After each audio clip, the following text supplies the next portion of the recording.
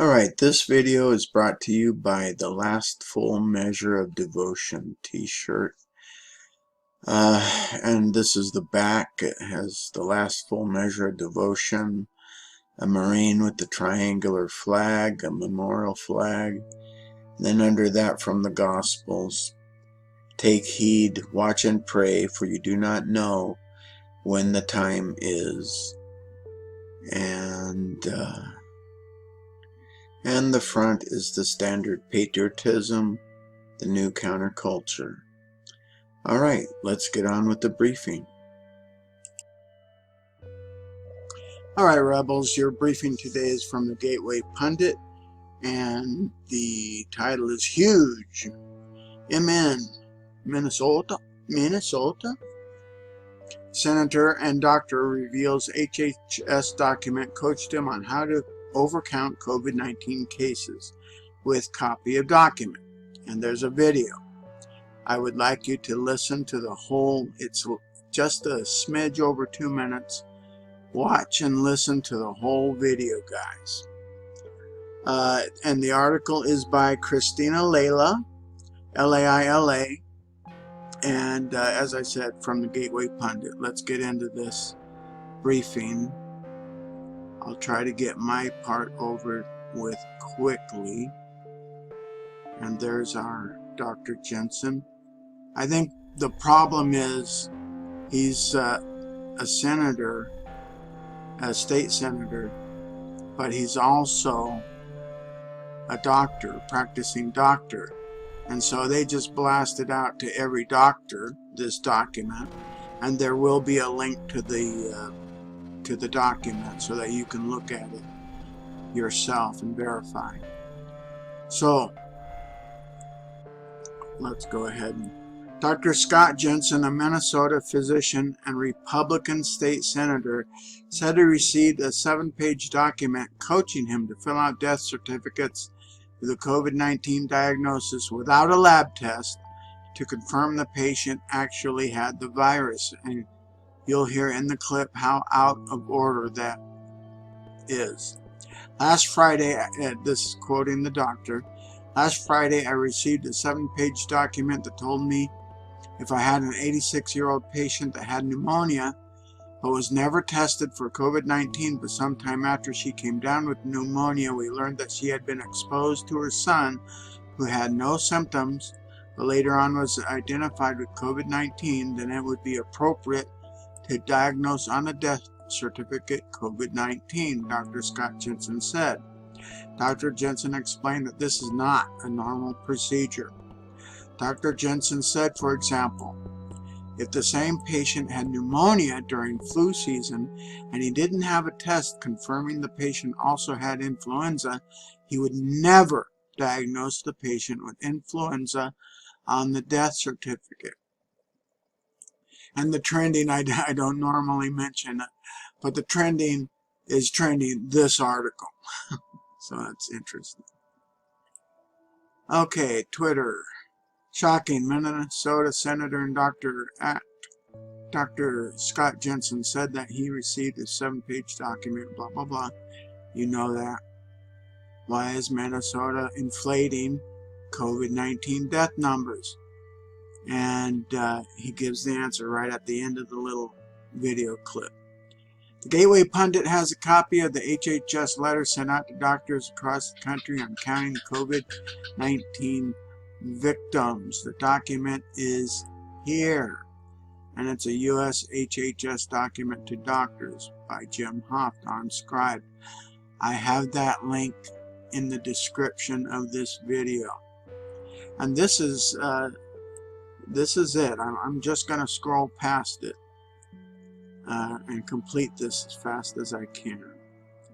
As the Gateway Pundit reported over the weekend, the amount of Americans who are reported to have died from the coronavirus is based on a CDC coding system that will result in COVID-19 being the underlying cause more often than not. And there's lots of memes going around pointing this out. Dr. Birx confirmed this on Tuesday during a COVID-19 task force briefing. A new ICD code was established to keep track of coronavirus deaths. The U07.1 code will be used for death by coronavirus infection. However, there's another secondary code, U07.2, for clinical or epidemiological diagnosis of COVID-19, where a laboratory confirmation is inconclusive or not available. CDC guidelines read. So you can see a lot of those popping up. The underlying cause depends upon what and where conditions are reported on the death certificate.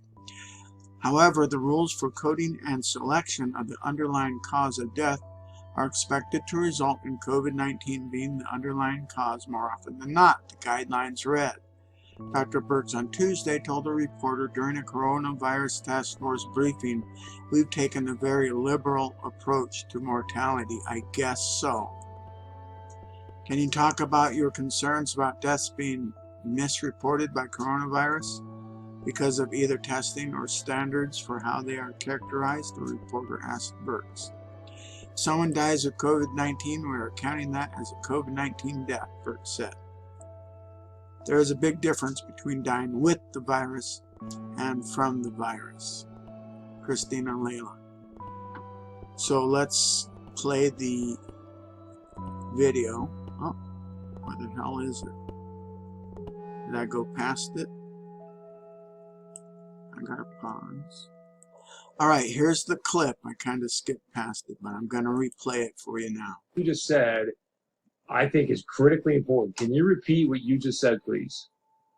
Well, last Friday, I received a 7-page document that sort of told me that if I had an 86-year-old patient that had pneumonia but was never tested for COVID-19, but sometime after she came down with pneumonia, we learned that she had been exposed to her son, who had no symptoms, but later on was identified with COVID-19, that it would be appropriate to diagnose on the death certificate COVID-19.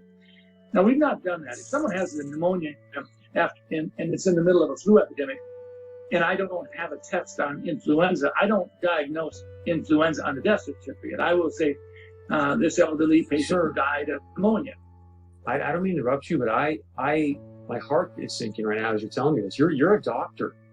Why in the world would they be sending you out information to fill out death certificates, whether the person's been diagnosed with COVID-19 or not, but then to say in the death certificate this person's death was caused by COVID-19? That does not sound right to me. I went to the person in our office who does most of the death certificates over the last 10, 20 years, and I said, does this sound right? And I had her look at the documents that I printed off, and she said, well, we've always been told that you always put down just facts. You don't put down any probabilities. You don't put any presumptions down. It's just what you know. And so this is concerning. And it actually gets to your point, Chris. When we start talking about the data that goes into the modeling, we have to ask ourselves a question. Are we being forthright? Are we sharing with the public? Minnesota, North Dakota, we don't need to be having it sugar-coated. We want to know what's going into your model. So with that being said, why would they want to skew the number of deaths due to COVID-19? Good reporter. Well, fear is a great way to control people, and I worry about that. I worry that sometimes we're so darn interested in just jazzing up the fear factor. Okay, that's the key. Fear is a great way to control people. That's why the media is hyping up all these numbers and being so wicked with their reporting and whipping up the hysteria. They want power, and that's all they want. All right, so remember, Rebels, the link will be in the description to the 7-page document. You can read it for yourself. And okay, Rebels, you've been briefed. Go forth and speak freely. I'm back. Remember to comment, like, share, and subscribe. And buy a shirt.